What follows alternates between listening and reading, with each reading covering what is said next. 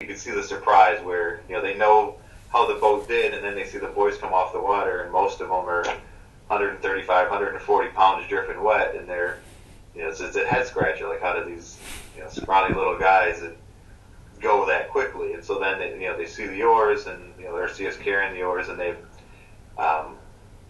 actually, do you see, some of them had already heard about the foils, and do you see an advantage? What's the biggest advantage for it? And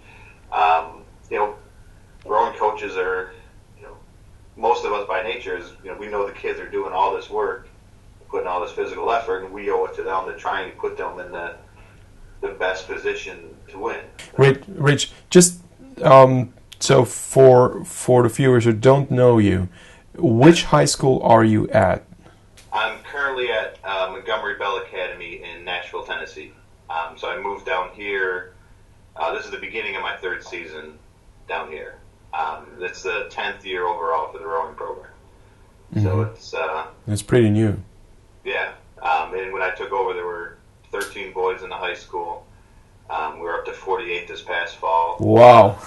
We've got 43 now rowing in 7th and 8th grade.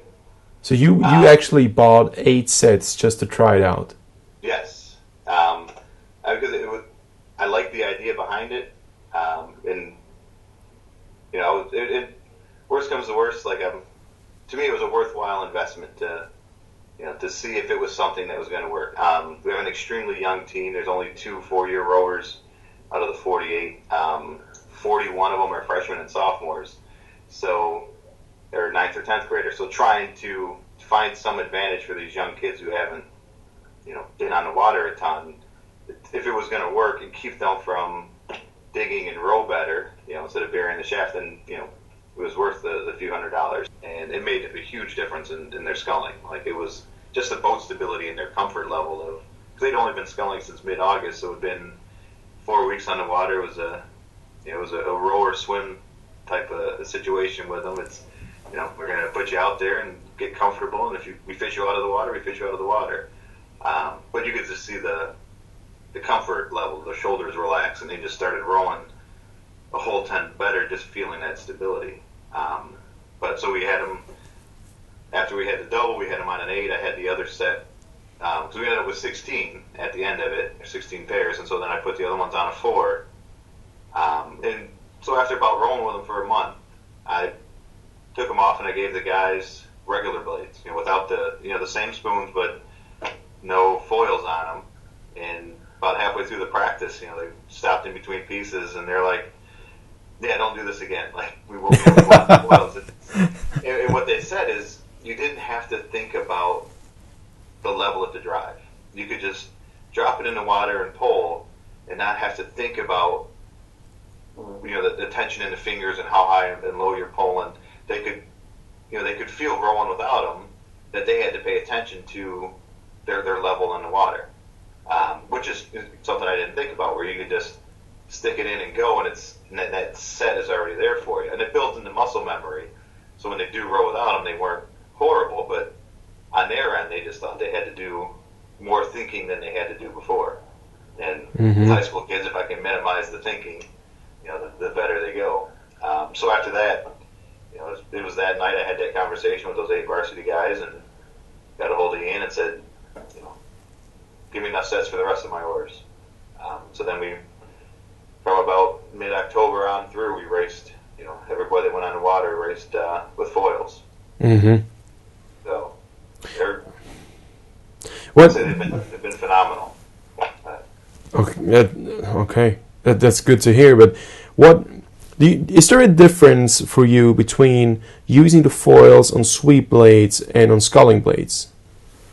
Sculling, I see a ton more depth control. Like for me, I think they're absolutely essential for sculling. Like anybody that we're going to teach sculling from now on, they're going to start right with the blade with foils. Like I won't even entertain the idea of starting to teach them without it, because you spend so much time when you're first starting to teach them how to scull, just how not to dig. So different, grip drills where you hold on with just 2 fingers and things, and we're back into the catch and start driving, and you spend so much time just working on proper blade depth that it takes time from other things that you can teach later on after they get that skill.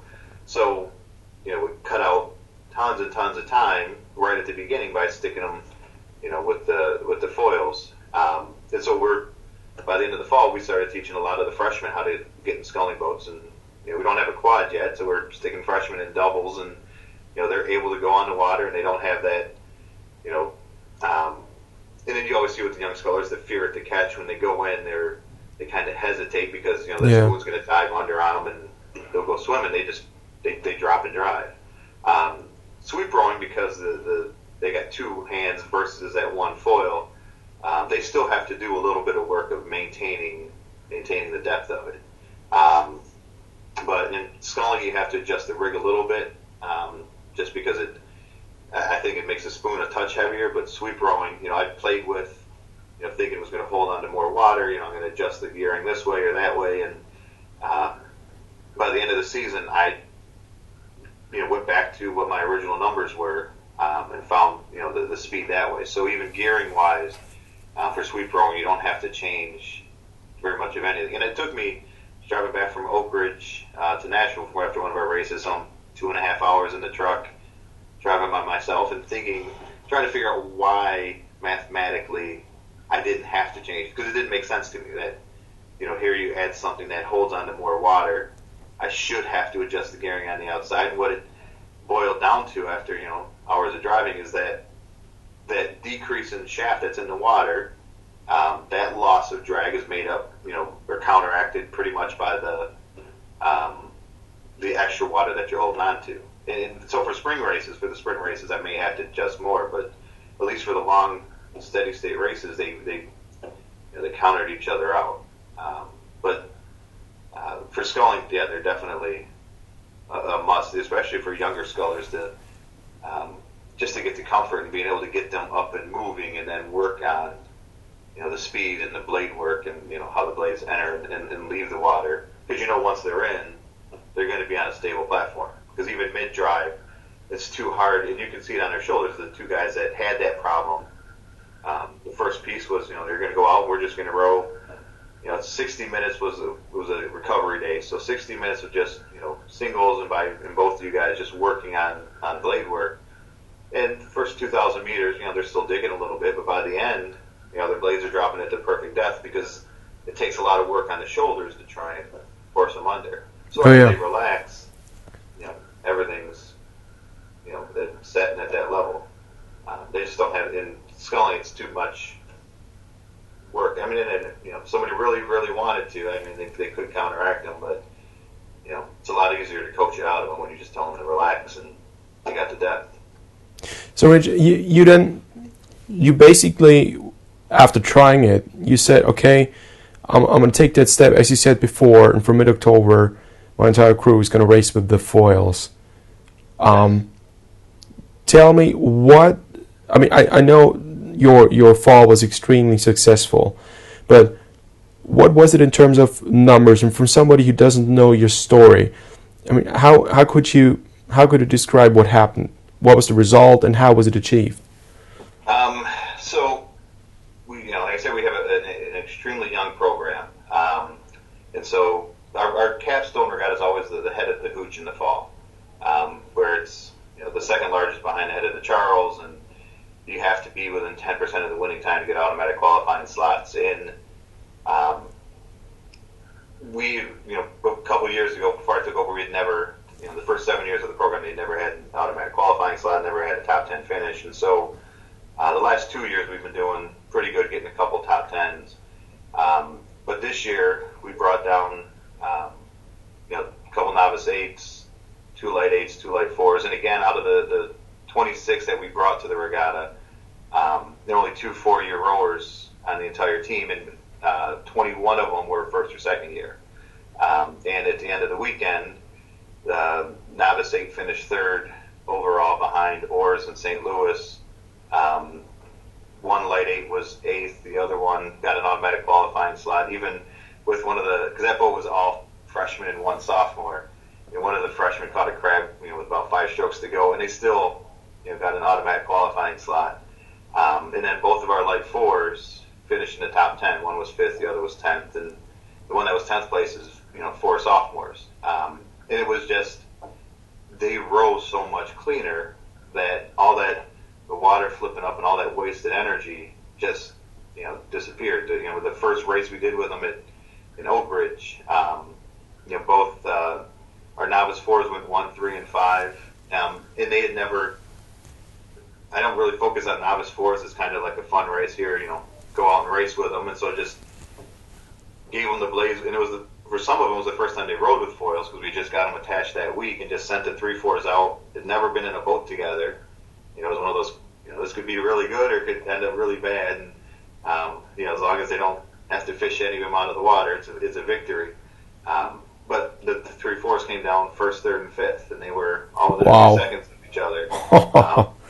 And they're going by, and they're not, out of the 48 guys on the team, I would say 35 or 36 of them are less than 150 pounds. So we're tons and tons of lightweights. So they're not the biggest, strongest guys out there. But they just rode a lot cleaner than, a lot of the other novice crews. They weren't, driving the water, trying to dig up the weeds on the bottom. They went through and was efficient, and then the novice 8s, they turned around and when both novice 8s were in the top 5. One of them won, and I think we were 1 and 3 in the novice 8s. And then the 2 light 8s, one of them was all freshmen because the boys went down the course, 2 or 3 times just to build the racing experience. So even the novice 4s, it was their 2nd or 3rd race that day, and they were still, rowing well and doing well. And so, the assistant coaches, they kind of trust me in what I make and the decisions. And but after that weekend, they were as sold as I was on it because they saw these kids that had, looking at them on shore, they no business even carrying a boat to the water, and here they are, in the chips with a lot of bigger guys and rowing better than they had been before. So, they really worked at trying to help me figure out different methods of attaching the foils to the oars and making sure the kids were careful about them on the dock because we lost, a few that they're just carrying boats on the dock and not paying attention, and they step on one of the oars and knock a foil off, and then it's, hey, now I got to stick that one. So then they started policing each other, and then you could see the boys really, so at the head of the Hooch, all the kids going on and off the dock, they're watching everybody walk by their oars and, kind of yelling at the other kids if somebody's getting too close to the oars. They don't want them to step on it. They don't want to have to go out for a race without that foil on. So, even the boys bought into how they feel on the water. How is it like rowing with foils in rough water? Do you have any experience? Headwind, tailwind, high waves? Yeah, so the head of the Hooch was pretty choppy this past year. They even shortened the course on Sunday, and we didn't change anything technically about the way we row. And they, I don't think that there was a weather condition difference. If they make them worse, or in a way, I think it might make it better, just because it holds you in the water a little bit better when it's because the boats don't stay as set as well when boats pitch it back and forth because of the waves, and so trying to find that depth, and trying to reach for where you're supposed to be in the water is more difficult. But the oars, the foils give a feedback to the rower when you feel it. The boys say you can feel when you hit the depth. You drop it in and you feel that little bit of resistance coming back at you. That's where you drive. And so in rough water, while it's moving away, you still just reach till you get that feeling instead of because the height of your catch is going to be different if you're at the top of a swell versus the bottom. And so if you're reaching for that feeling of being buried, it's not going to matter where your hand position is. And so they've just kind of gotten into that, looking for that biomechanical feedback of when it's in and when it's buried. But they definitely didn't roll worse.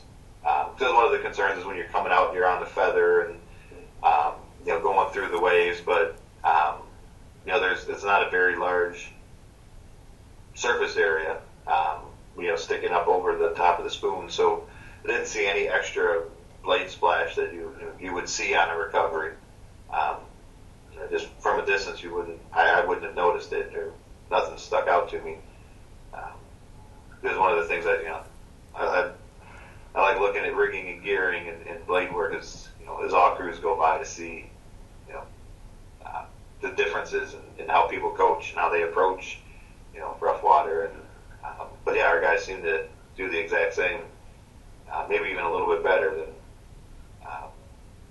that sophomore light 4. I wouldn't have bet that they'd be in the top 10, but they pulled it out. So if I can sum it up, that's a program that's now 10 years running. It's very new. It's a young program. You have 48 athletes. 46 of them are freshmen or sophomore. 41 are freshmen or sophomore. 41 are freshmen. Yep. Wow. And these guys are not heavyweights. These are mostly lightweights. Yes, yeah. 35 out of the 48. And that's not counting Coxies. We've only got 6 true heavyweights on the team. And 4 of them are sophomores. Wow. 3 sophomores, 1 freshman. Wow. So, Rich, that's like that story's got a bit of magic to me, because it's like an underdog team coming to the head of the Hooch and saying, "Yeah, we're here and we're here to qualify every single boat." Is that true? Yeah. That was an 8 out of the 10 got automatic qualifying slots. The 2 varsity 8s, we had both varsity 4s get automatic qualifying slots. The top one finished 20th with 2 lightweights row and bow pair. But the 8s, I just underestimated how fast the current was that day and sent them out too late. You could see them spinning the wheel, so they both missed it by a few seconds. So that one, I'm taking on the chin, because I think I set them out there, a hand tied behind their back. But yeah, 8, out of the 10 boats we brought, 8 of the 10 got automatic qualifying slots for next year. 8 of 10. Including Wow. the double in their their 3rd or 4th race ever. 2.5 months in, and they were the 3rd fastest, because it's mainly club teams, AAU or youth programs, and I think they were the 3rd or 4th high school double. They finished 35th or 36th out of 92. But they rode pretty darn clean for, and we're not a strong team either. There's only 2 boys on the entire team that'll break 7 minutes for 2,000 meters. That's another interesting question I wanted to ask you. I mean, with Bio, I'm not much about erg scores, and right. Now in Berlin they had research presented, which basically said the first 5 strokes on NEC2 you can forget, because the values are not accountable. And right. As this event was sponsored by Concept 2, I'm pretty sure they left out some of the delicate data, which might have been more devastating. But still, most of you guys can't break 7. Right. Yeah, and with a young team too, is I don't spend a lot of time on the rowing machines. We're lucky enough that we're on a stretch of the Cumberland River where, in the 2.5 years I've been here, we've only missed 2 days of water time because of wind. We'll get thunderstorms and things like that that'll keep us off the water. But with having such a young team, I want to get an oar in their hands as much as possible and get them pulling on the water. But strength-wise, we're, this is my first year. Couldn't even put out a varsity 8 that could break. All 8 could break 20 minutes for 5,000 meters. We had 6 of the 8 guys could do it. Last year we finally had, a full 8 that could do it. And this year we had 21 guys that could at least break 20 minutes for 5,000 meters. But strength-wise, we're not, even these young guys aren't, big monsters. It's, we'll focus on, being as efficient as possible with the oar in our hands. And the foils, helped us and gave us an advantage. And, to the point where the end of the weekend at the Hooch, I had a lot of coaches coming up and asking about them and, how to order them. And, they at least want to experiment with them for some of their teams. That was my next question. What was the reaction? Yeah,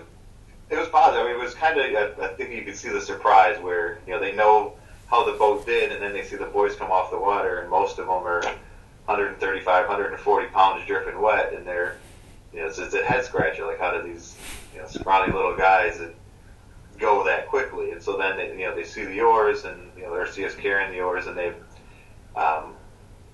and they, ask you, do you see, some of them had already heard about the foils, and do you see an advantage? What's the biggest advantage for it? And rowing coaches are, most of us by nature is, we know the kids are doing all this work, putting all this physical effort, and we owe it to them to try and put them in the best position to win.